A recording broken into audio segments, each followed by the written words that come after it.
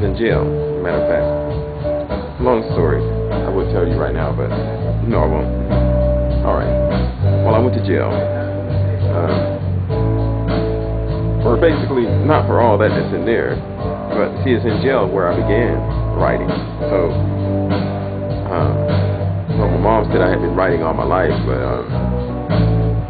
no, it's based off of experience. I guess even because some of the poems that I write are based off of things from my youth, before my marriage, when I was very, very young, as a matter of fact, very young. So, I guess I have been writing, but just not on paper.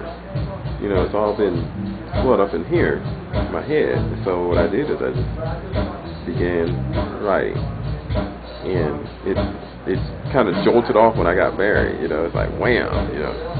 So anyway, here's another poem. This is interesting. A guy I once knew. We all have skills that come naturally, effortless acts that could shape our fate. Often trapped in the mind because we haven't got time, they run into their expiration date. I would like to tell a story of a talented man who thought his life had no real worth. He was headed for hell till he hit county jail. Now in Christ he has a new birth. Out in the world, he thought he was free, partying hard every night and day. He later found out what that lifestyle's about. He was one of many, the devil's slaves. It came to a point everything was a haze, never being sober for a moment of clarity. Bottles of tequila and bottles of gin kept his life in such utter misery. After all said and done, he was thrown in jail, lost all he had, including his wife. Bad as it may seem, I'll tell you one thing, that jail is what saved his life.